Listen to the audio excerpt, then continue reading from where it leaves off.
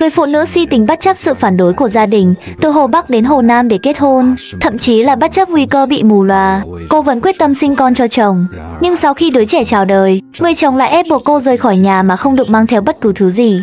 Nếu người ta đã sinh con cho anh, mà mắt cô ấy còn bị mù vì điều đó, chẳng phải như vậy sao? Chẳng phải cô ấy bị mù vì sinh con cho anh sao? Nếu không mang thai, không sinh đứa con này, mắt cô ấy có đến mức như vậy không? Không nói đến chuyện này, cô ấy đã theo anh từ khi mới mười mấy tuổi, 6-7 năm, 8 năm thời gian, chẳng lẽ không đáng giá gì sao? 2 năm trước, để có thể kết hôn với người chồng, cô đã lấy tính mạng ra để thuyết phục mới khiến bố mẹ đồng ý cho họ kết hôn. Nhưng không ngờ rằng, người chồng lại là loại người như vậy. Kể từ khi cô sinh con, người chồng đã bộc lộ bản chất thật sự. Không chỉ không chăm sóc cô trong thời kỳ ở cữ, mà còn thường xuyên dùng bạo lực lạnh lùng với cô. Sau đó, anh ta còn bắt đầu thao túng tâm lý cô, muốn cô ngoan ngoãn từ bỏ quyền nuôi con, rồi rời đi một cách không danh dự. Anh ta nói bộ dạng này của tôi, rồi anh ta bắt đầu nói với tôi. Anh ta bảo tất cả mọi người đều cảm thấy với bộ dạng này của tôi, thì tôi nên một mình ra đi. Con trai nên ở lại với anh ta. Anh ta bảo chị một mình ra đi. Đúng vậy, anh ta nói tôi nên tự mình rời đi. Ý của anh ta là để con trai ở lại sống với anh ta. Anh ta nói tôi như thế này, tôi là một người không bình thường. Đáng lẽ ra, anh ta nói chỉ có ở cùng những người không bình thường khác, tôi mới có thể sống hạnh phúc. Hóa ra khi sinh con, do bị cao huyết áp khi mang thai, dẫn đến võng mạc của người phụ nữ bị bong ra. Ngay sau khi sinh xong, người phụ nữ phát hiện mắt mình bắt đầu có những phần mờ không rõ. Khi cô nói với chồng, anh ta lại bảo cô không cần để tâm, chỉ là vấn đề nhỏ, chờ vài ngày sẽ ổn thôi. Nhưng vài ngày sau, tình trạng của cô trở nên nghiêm trọng hơn. Sau khi được đưa đến bệnh viện kiểm tra, cô mới biết võng mạc của mình đã mất. Từ lúc đó, người chồng bắt đầu dùng bạo lực lạnh lùng với cô. Rõ ràng là đang tránh né cô. Đúng vậy, mỗi khi nhìn thấy tôi, hễ tôi xuất hiện ở đâu, anh ta đều tìm cách tránh mặt tôi. Chúng tôi chính là... Lúc đó cô nghĩ gì trong lòng? Cảm thấy anh ta cố ý làm vậy, rõ ràng là đang cố tình tránh né cô. Đúng vậy, rõ ràng là đang cố tình tránh né tôi. Thái độ của người đàn ông khiến người phụ nữ vô cùng tủi thân. Cô đã trở thành như vậy vì người đàn ông này. Nhưng sau khi cô hy sinh tất cả, người đàn ông lại không hề quan tâm đến cô, mà chỉ muốn nhanh chóng đẩy cô ra khỏi cuộc đời mình, để đi tìm một bông hồng mới trong lòng. Người đàn ông còn thẳng thừng tuyên bố, nếu cô không ngoan ngoãn rời đi, anh ta sẽ kiện ra tòa, để cô phải từ bỏ quyền nuôi con và rời đi. Nhớ lại 8 năm bên nhau với người chồng, người phụ nữ không thể nguôi ngoai. Hai người quen biết nhau từ thời trung học, và 2 năm trước mới chính thức kết hôn. Tình cảm 3 năm của họ lẽ nào lại mong manh đến vậy? Người phụ nữ tìm đến nhóm hòa giải, cô muốn có một lời giải thích. Cả hai đến tiệm sửa xe của người đàn ông, nhưng phát hiện anh ta không có ở đó. Dì của người đàn ông đe dọa cô, bảo cô nên từ bỏ ý định, rằng cô không xứng với anh ta, rời đi sớm sẽ tốt cho cả hai. Nhóm hòa giải nghe vậy liền phẫn nộ.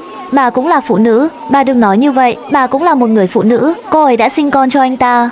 Vậy mà bà muốn đuổi cô ấy ra khỏi nhà, như vậy có hợp lý không? Này, có hợp lý không? Trước câu hỏi của nhóm hòa giải, người dì chỉ mỉm cười mà không nói gì. Người phụ nữ cùng nhóm hòa giải rời đi. Không lâu sau, họ tìm thấy người đàn ông đang sửa xe. Thấy người phụ nữ đến, người đàn ông lộ vẻ mặt chán ghét, sau đó tiếp tục dùng bạo lực lạnh lùng. Dù người phụ nữ nói gì hay làm gì, anh ta đều xem như không nghe thấy. Nhóm hòa giải tiến lên chất vấn, nhưng anh ta vẫn tiếp tục lạnh lùng. Vợ anh đến rồi kìa. Nói chuyện với vợ anh một chút đi. Chuyện gì đây? Hai người có hiểu lầm gì à? Anh có hiểu lầm gì không? Hoặc trong lòng anh nghĩ gì? Nguyên nhân là gì?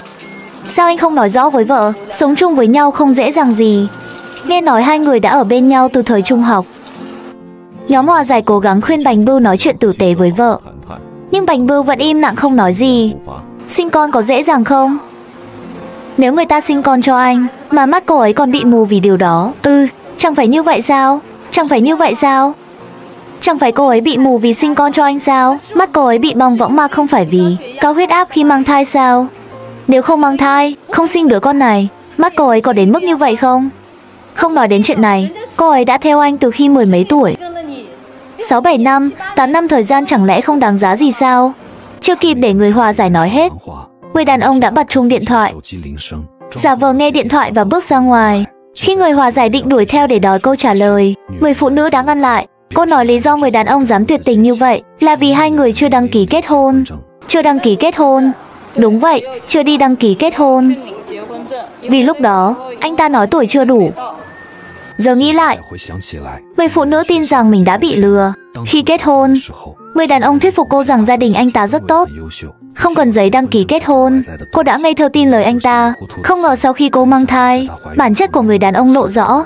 Lúc đó anh ta cũng liên tục nói với tôi. Anh ta nói gia đình họ là một đại gia đình, rồi nói rằng trong gia đình họ không thể nào có chuyện ly hôn. Nói rằng bầu không khí gia đình nhà họ vô cùng tốt đẹp.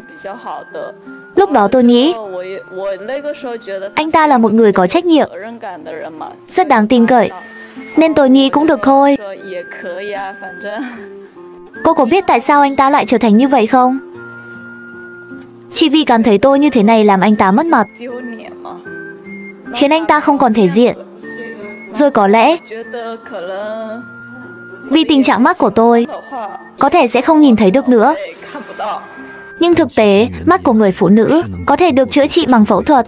Nhưng khi người đàn ông biết tin này, anh ta lại nói, người có bệnh thì vẫn là người có bệnh, dù có chữa khỏi, vẫn là người có bệnh. Khi bố của người phụ nữ biết tin, ông lập tức từ Hồ Bắc chạy đến Hồ Nam để đòi công bằng. Anh không có lương tâm à?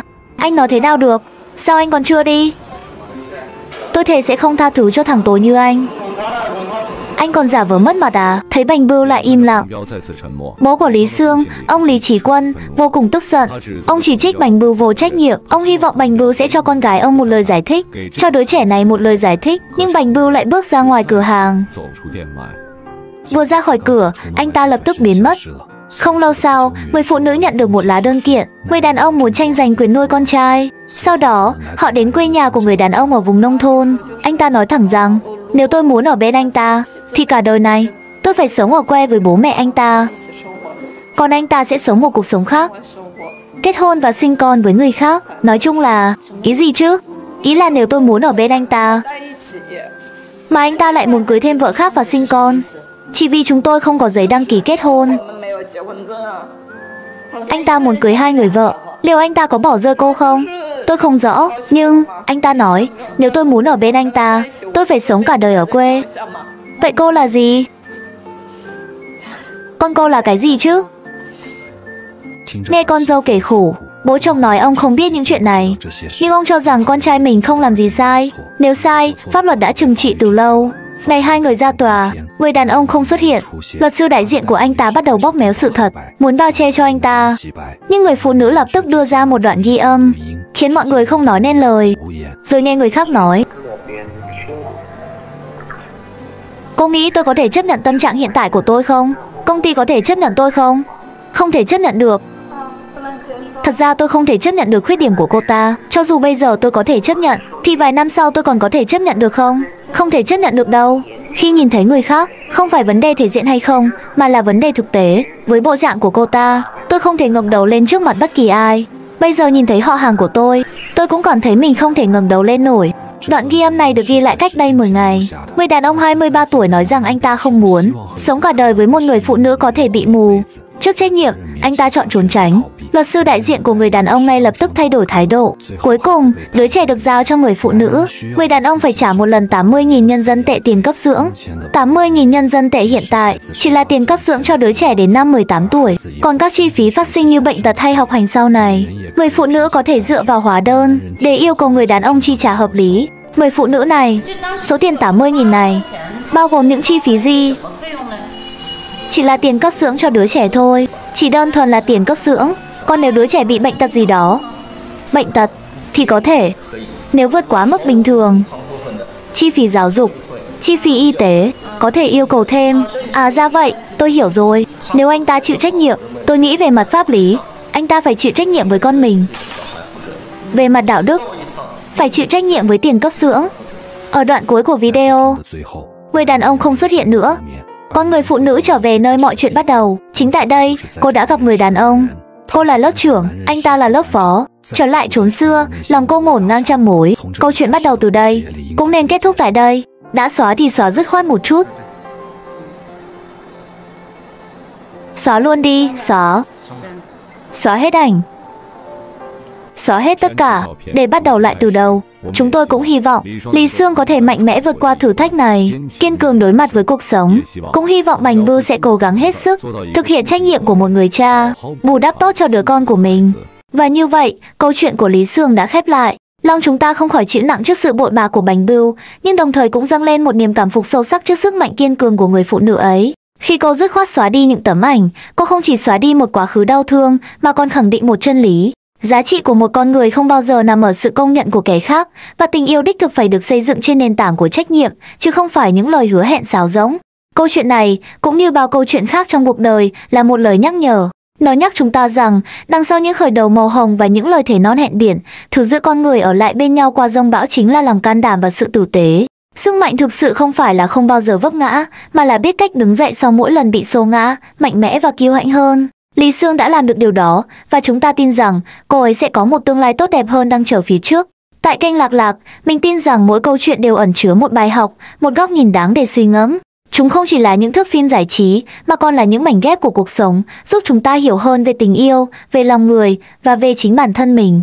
Và nếu video hôm nay hay, các bạn đừng quên cho mình xin một like và một đăng ký nha. Quan trọng hơn cả là để lại những suy nghĩ của mình tại phần bình luận. Tất cả những điều đó là động lực to lớn giúp mình ra video mỗi ngày. Cảm ơn mọi người rất nhiều, và mình là Lạc Lạc, hẹn gặp lại mọi người kỳ sau.